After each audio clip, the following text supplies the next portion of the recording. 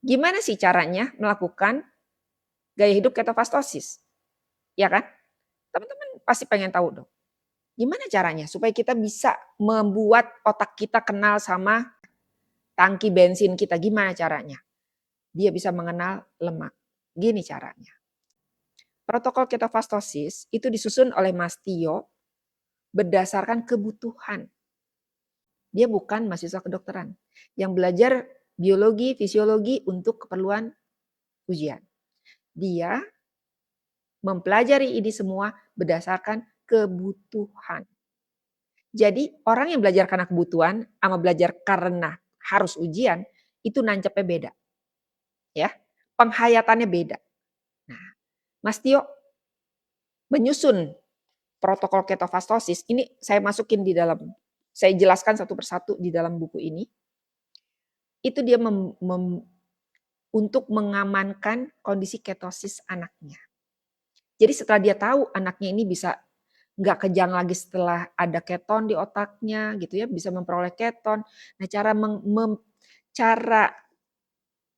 menjaga kondisi ketosis itu gimana? Maka lahirlah protokol ketofastosis.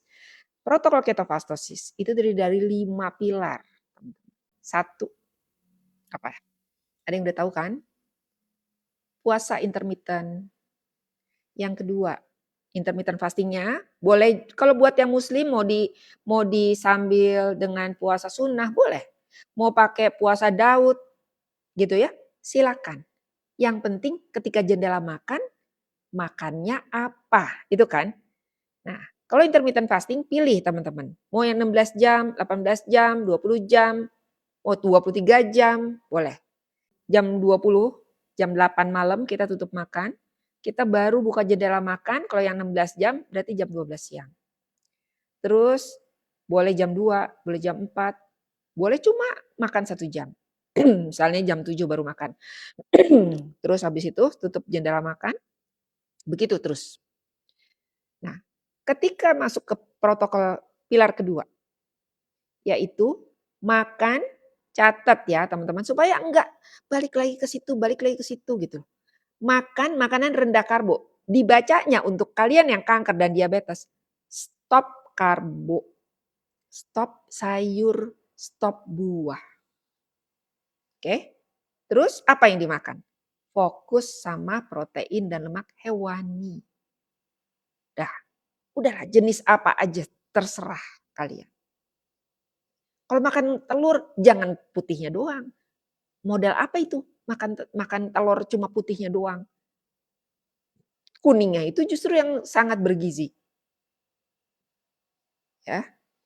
Oke, untuk cancer apa yang dihindari? Brokoli, kembang kol, wortel, tomat boleh. Wortel, tomat nggak usah. Kembang kol itu masih oke. Tapi untuk apa dulu? Oke ya. Kalau bukan cancer, kalau ini udah cancer, eh, itu udah yang paling maksimal kembang kol. Ya, di luar itu nggak usah. Gitu ya teman-teman ya. Karena teman-teman nggak membutuhkan serat. Buat apa? Orang kita udah nggak makan karbo kok. Kita udah nggak makan yang tinggi gula. Ngapain mesti pakai ada resapan-resapan berupa serat? Nggak perlu. Gitu ya. Oke. Terus protokol ketiga tadi udah jelas. Keduanya tadi udah jelas. Makan rendah karbo, tinggi protein dan lemak hewani. Sayur buah nggak usah. Terus yang ketiga, olahraga. Apa fungsinya olahraga ini? Fungsinya itu banyak banget. Ya, fungsinya itu banyak banget. Membangun otot sama dengan menaikkan cc mesin kita yang dari tadinya tuh mobil kecil mini yang cuma 750 cc bisa sampai ke 4.500 cc. Fungsinya apa sih makin gede cc kita? Kalau ada glukosa itu cepat diserap sama otot kita, diambil, diabsorb. Ya. Jadi kita juga pola makan kita agak lebih leluasa. Yang doyan sayur, makan sayur gak masalah. Yang doyan buah ya makan aja. Karena ototnya gede yang bisa ngambil, merebut glukosa itu. Nah, selama teman-teman belum punya otot yang gede gitu ya, belum sanggup olahraga yang ngangkat beban yang sampai kayak gimana, ya udah moderat aja gitu loh. Ya, makanan kita juga makanya tahu diri, jangan makan yang mengandung glukosa. Karena itu berbahaya, kanker kita langsung nyaplok. Oke, terus olahraga tadi udah jelas, ketika kita melakukan olahraga, itu tubuh kita membuat demand gitu. Kan kita lapar kalau kita olahraga. Jadi apa?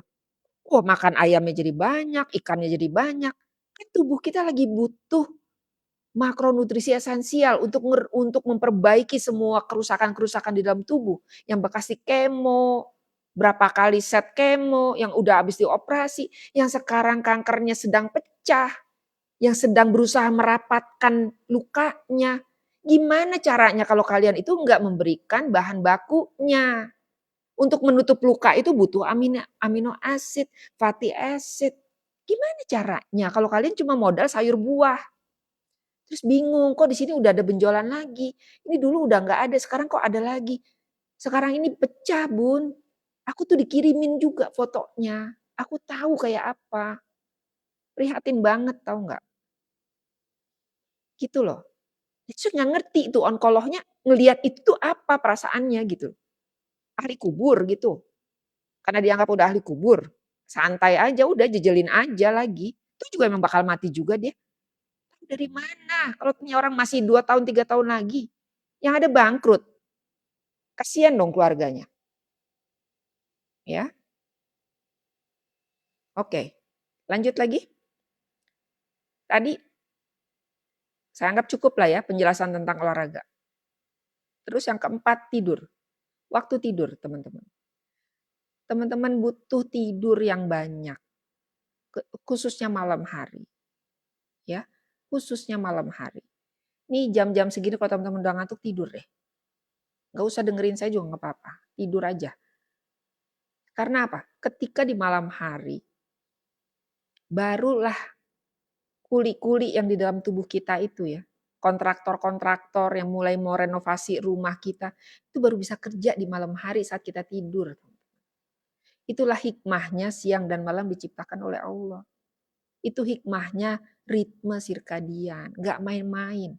Saya nggak sempet ya waktu untuk bahas tentang ritme sirkadian. Mudah-mudahan besok ada waktu saya mau bahas tentang ritme sirkadian. Jadi eh, tidur malam itu penting. Kalau yang biasanya yang biasanya tidur begadang, terus dia sulit BAB, itu kemungkinan besar karena dia kok kurang tidur, gak terganggu tidurnya. Gitu ya. Ini makanya saya cepetin aja supaya yang Indonesia Timur bisa segera tidur. Berapa? 21.15 kita selesai ya. Oke. Jadi tidur ini fase, kalau boleh dibilang fase terpenting bagi manusia untuk merecover semua fungsi-fungsi tubuh dia. Fungsi rem gasnya ya teman-teman ya. Kita tuh tiap hari ngegas. Nah, remnya itu dikalibrasi. Terus sel-sel tubuh kita yang udah rusak itu diperbaiki, dikasih ada nurturingnya gitu loh. Kayak pohon tadi yang saya bilang udah mau mati, disiram-siramin dikit-dikit dulu. Itu semua terjadi di saat malam hari. Ya. Jadi kalau teman-teman nggak bisa tidur malam itu bahaya. Itu tidurnya itu dulu yang harus diperbaiki. Apapun. Kayak kemarin juga saya teleponan sama yang saya bimbing gitu ya. Saya tanya-tanya kenapa masalahnya nggak bisa tidur. Kenapa nggak bisa tidur? Ya nggak bisa tidur. Oke. Kebetulan dia memang anxiety dan dia ada obat dari dokter, dari psikiater. Saya bilang minum. Dia bilang selama ini dia udah nggak perlu lagi minum karena dia udah nggak anxiety, udah nggak GERD lagi. Saya bilang, tapi sekarang supaya bisa tidur, kamu kalau habis minum obat itu tidur nggak? Iya bisa tidur. Minum, dah. Saya bilang gitu. Jadi keto ini juga bukan anti obat ya teman-teman. Ketika ada kondisi yang kritis, dan itu cara satu-satunya adalah membuat tidur itu dengan minum obat dari psikiater, saya sarankan minum. Akhirnya dia minum. Paling tidak dia tuh membuat tubuh dia istirahat dulu. Kasihan gitu loh.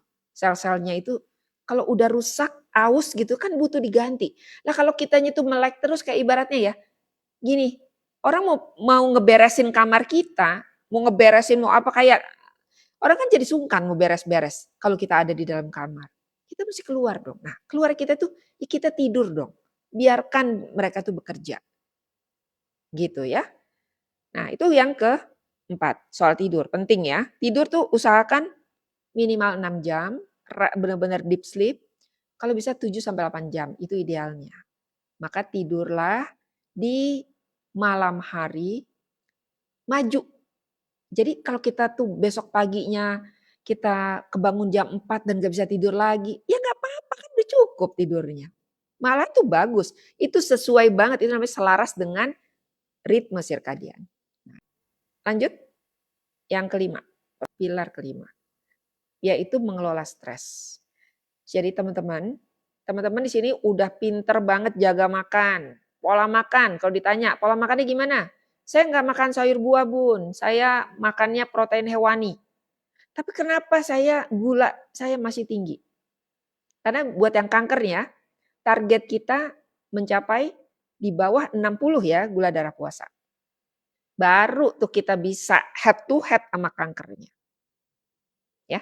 Ini kita ngajak teman-teman untuk jadi pejuang melawan kanker ya. Caranya gimana? Bikin gula darah puasa teman-teman itu di bawah 60. Baru itu kanker nggak segampang itu ngelawan teman-teman.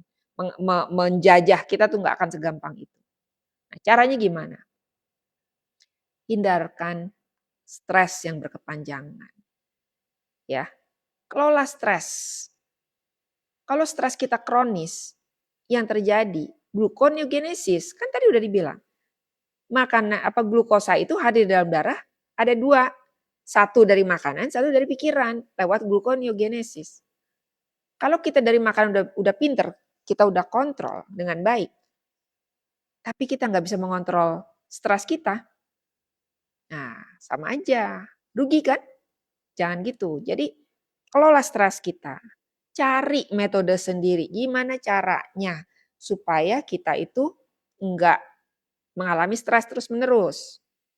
Oke? Karena mengelola stres ini penting untuk menjaga kestabilan gula darah puasa kita. Oke.